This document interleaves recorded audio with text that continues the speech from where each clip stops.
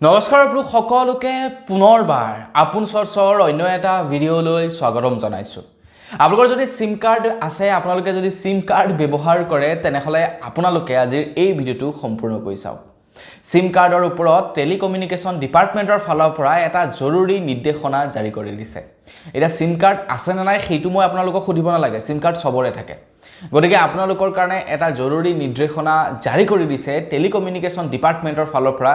গতিকে আজিৰ ভিডিঅ'টো আপোনালোকে সম্পূৰ্ণকৈ চাই থাকক। যিসকলৰ সিম কাৰ্ড আছে তেওঁলোকৰ কাৰণে সলনি কৰা হৈছে এটা নতুনকৈ নিয়ম। তো সেই নিয়মটোনো কি, সেই সম্পৰ্কত আজিৰ এই ভিডিঅ'টোত মই আপোনালোকক ডিটেইলছত জনাম। তো ভিডিঅ'টো প্ৰথমৰ পৰা শেষলৈকে চাই থাকিব। মই শ্ৰীপাঞ্জু গগৈ, আপোনালোকে চাই আছে আপোন চৰ্চ। আহক আৰম্ভ কৰোঁ আজিৰ ভিডিঅ'। আগৈছোঁ আজিৰ খবৰটোৰ ফালে। যিসকল লোকৰ সিম কাৰ্ড আছে তেওঁলোকৰ কাৰণে আগন্তুক 24 আগষ্টৰ পৰা, মানে এই মাহৰ 24 আগষ্টৰ পৰা এটা নিয়ম প্ৰযোজ্য হ'ব প্ৰত্যেকৰ কাৰণে। মানে যিসকলৰ সিম কাৰ্ড আছে, যিসকলে সিম কাৰ্ড ব্যৱহাৰ কৰে, তেওঁলোকৰ কাৰণে আগন্তুক 24 আগষ্ট তাৰিখৰ পৰা এটা নতুনকৈ নিয়ম প্ৰযোজ্য হ'ব। আৰু এই নিয়মটো ঘোষণা কৰিছে টেলিকমিউনিকেশ্যন ডিপাৰ্টমেণ্টৰ ফালৰ পৰা।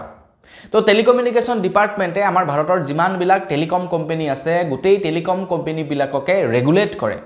যেনে জিঅ' হৈ গ'ল, BSNL হৈ গ'ল, ভোডাফোন হৈ গ'ল, এয়াৰটেল হৈ গ'ল, সকলোৰে কাৰণে টেলিকমিউনিকেশ্যন ডিপাৰ্টমেণ্টেই ৰুল ৰেগুলেশ্যনছবিলাক উলিয়ায়। আৰু সেই ৰুলছ ৰেগুলেশ্যনবিলাক পালন কৰি কোম্পানীবিলাকে ভাৰতত বিজনেছ কৰিব পাৰে। যেনেকৈ নেকি বেংকসমূহক ৰেগুলেট কৰে ৰিজাৰ্ভ বেংকে, ঠিক তেনেকৈ টেলিকমিউনিকেশ্যন ডিপাৰ্টমেণ্টে ৰেগুলেট কৰে আমাৰ ভাৰতবৰ্ষৰ টেলিকম কোম্পানীবিলাকক। তো টেলিকম কোম্পানীবিলাকৰ কাৰণে জাৰি কৰি দিছে নতুনকৈ নিৰ্দেশনা টেলিকমিউনিকেশ্যন ডিপাৰ্টমেণ্টৰ ফালৰ পৰা, বা ডটৰ তৰফৰ পৰা বুলি ক'ব পাৰি আপোনালোকে। তো DOT তৰফৰ পৰাও নিয়ম জাৰি কৰি দিছে আমাৰ ভাৰতৰ যিমানকেইটা টেলিকম কোম্পানী আছে গোটেইকেইটাৰ কাৰণে। আৰু এই নিয়মটোৱে ডাইৰেক্টলি প্ৰভাৱ পেলাব আমাৰ ওপৰত, মানে কনজিউমাৰৰ ওপৰত ডাইৰেক্টলি প্ৰভাৱ পেলাব এই নিয়মটোৱে, যিহেতু এই নিয়মটো 24 আগষ্টৰ পৰা সলনি হ'বলৈ গৈ আছে। আৰু এই নিয়মটো ডাইৰেক্টলি আমাৰ ওপৰতেই প্ৰযোজ্য হ'ব।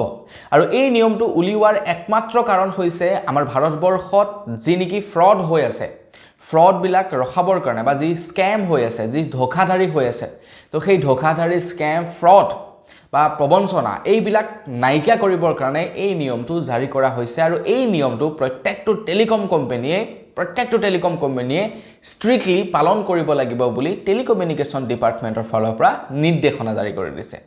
গতিকে টেলিকমিউনিকেশ্যন ডিপাৰ্টমেণ্টে যদি নিৰ্দেশনা নামানে, তেওঁলোকৰ লাইচেন্স বাতিল কৰিব। আৰু তেওঁলোকৰ লাইচেন্স বাতিল কৰা মানে তেওঁলোকে ব্যৱসায় কৰিব নোৱাৰিব। তো সেয়েহে তেওঁলোকে টেলিকমিউনিকেশ্যনৰ ফালৰ পৰা যি নিয়ম উলিয়াই দিয়ে, সেই নিয়ম তেওঁলোকে ষ্ট্ৰিক্টলি পালন কৰে। আৰু সেই নিয়মটো এতিয়া এপ্লাই হ'ব আমাৰ লগত। তো নিয়মটোনো কি? নিয়মটো হৈছে যে 24 আগষ্টৰ পৰা প্ৰযোজ্য হ'ব এটা নতুন নিয়ম। নিয়মটো জাৰি কৰিছে DOT তৰফৰ পৰা। আৰু সেই নিয়মটো হৈছে এতিয়াৰে পৰা এজন ব্যক্তিৰ নামত কেৱল লিমিটেড সিম কাৰ্ডহে এক্টিভ হ'ব। এজন ব্যক্তিৰ নামত এতিয়াৰে পৰা কেৱল 9খন সিম কাৰ্ডহে এক্টিভ হৈ থাকিব। এজন ব্যক্তিৰ নামত কেৱল 9খনহে সিম কাৰ্ড এক্টিভ হৈ থাকিব একদম এট এ টাইমত। মানে এটা সময়ত আপোনালোকে কেৱল 9খন সিম কাৰ্ডহে উলিয়াব পাৰিব। 9খনতকৈ অধিক সিম কাৰ্ড আপোনালোকে উলিয়াব নোৱাৰিব। আপোনালোকে যেনিবা BSNLৰ পৰা 2টা সিম উলিয়ালে, জিঅ'ৰ পৰা 3টা সিম উলিয়ালে, ভোডাফোনৰ পৰা ধৰি লওক 2টা সিম উলিয়ালে, এয়াৰটেলৰ পৰা আপোনালোকে 2টা সিম উলিয়ালে, টোটেল 9টা সিম কাৰ্ড হৈ গ'ল আপোনালোকৰ।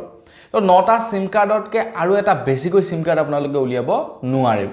আপোনালোকে যেতিয়াই আৰু এটা বেছিকৈ সিম কাৰ্ড উলিয়াবলৈ যাব, তেতিয়া আপোনাৰ আগত যিকেইটা নম্বৰ আছে সেই নাম্বাৰকেইটা ডিএক্টিভ হৈ যাব।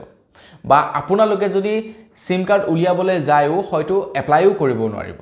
তেনেকুৱা নিয়ম এতিয়া প্ৰযোজ্য কৰিব কোম্পানীবিলাকে। গতিকে কোম্পানীবিলাকক ইনষ্ট্ৰাকশ্যন দিছে যে তোমালোকে এইটো কেলকুলেট কৰিব লাগিব যে এটা আধাৰ কাৰ্ডত কেৱল 9খনহে সিম কাৰ্ড এক্টিভ থাকিব লাগিব। এইটো কোম্পানীবিলাকক ইনষ্ট্ৰাকশ্যন দিছে টেলিকমিউনিকেশ্যন ডিপাৰ্টমেণ্টৰ ফালৰ পৰা। এতিয়া এই নিয়মটো কেনেকৈ মানে আমাৰ লগত এপ্লাই কৰে সেইটো টেলিকম কোম্পানীবিলাকৰ ওপৰত। হয়তো টেলিকম কোম্পানীবিলাকে এনেকুৱাও কৰিব পাৰে যে আপুনি যেতিয়া সিম কাৰ্ড এপ্লাই কৰিবলৈ যাব, যদি অলৰেডি আপোনালোকে 9খন সিম কাৰ্ড এপ্লাই কৰি ৰাখিছে, অন্য এখন সিম কাৰ্ড এপ্লাই কৰিব নোৱাৰিব। বা তেওঁলোকে এনেকুৱাও কৰিব পাৰে, আপোনাৰ নামত অলৰেডি 9খন সিম কাৰ্ড আছে, 10 নম্বৰ সিম কাৰ্ডখন আপোনালোকৰ নামত এপ্লাই কৰি দিলে অটোমেটিকলি যিকোনো এখন সিম কাৰ্ড বন্ধ হৈ যাব। তেনেকুৱাও হয়তো তেওঁলোকে কৰিব পাৰে।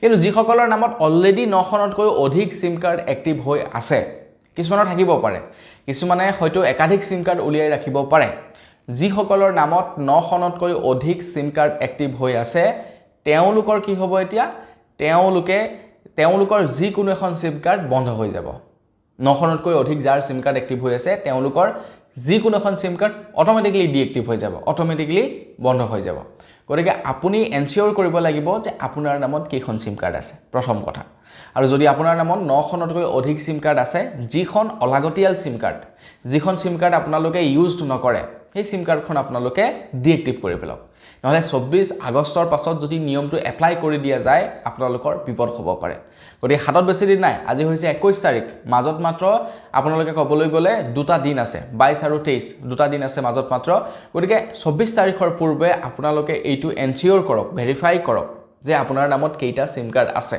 যদি দেখিছে যে আপোনাৰ নামত 9টাতকৈ একাধিক সিম কাৰ্ড আছে গতিকে যেটো সিম কাৰ্ড আপুনি ব্যৱহাৰ নকৰে যেটো সিম কাৰ্ড আপুনি ইউজ নকৰে সেই সিম কাৰ্ডটো আপোনালোকে বন্ধ কৰি পেলাওক তেতিয়া বিপদ নহয় যদি বন্ধ কৰি নেপেলাই যিকোনো এটা সিম কাৰ্ড ৰেন্ডমলি আপোনাৰ বন্ধ হৈ যাব এই কথা কিন্তু মনত ৰাখিব গতিকে সিম কাৰ্ডৰ লগত জড়িত এই নিয়মটো 24 আগষ্টৰ পৰা লাগু হ'ব আমাৰ ভাৰতবৰ্ষত আৰু এই নিয়মটো প্ৰযোজ্য কৰা হৈছে একমাত্ৰ স্কেম নাইকিয়া কৰিবৰ কাৰণে ফ্ৰড নাইকিয়া কৰিবৰ কাৰণে জালিয়াতি নাইকিয়া কৰিবৰ কাৰণে ধোখাধাৰী নাইকিয়া কৰিবৰ কাৰণে এই নিয়মটো 24 আগষ্টৰ পৰা প্ৰযোজ্য কৰা হ'ব গতিকে আপোনালোকৰ যদি একাধিক সিম কাৰ্ড আছে এতিয়াই বন্ধ কৰক 9খনতকৈ বেছি সিম কাৰ্ড এপ্লাই নকৰিব তো বন্ধুসকল আজিৰ খবৰটো জানি আপোনালোকে কেনেকুৱা পালে কমেন্ট সেকশনত জনাব আজিৰ ভিডিঅ'ত জনাবলগীয়া খবৰ ইমানটোৱে আছিল যদি ভাল লাগিলে লাইক এটা কৰি দিব চেনেল যদি সাবস্ক্ৰাইব কৰা নাই সাবস্ক্ৰাইবটো কৰি ল'ব পুনৰ লগ পোৱাৰ কাৰণে বিদায় মাগিছো ধন্যবাদ জয় অসম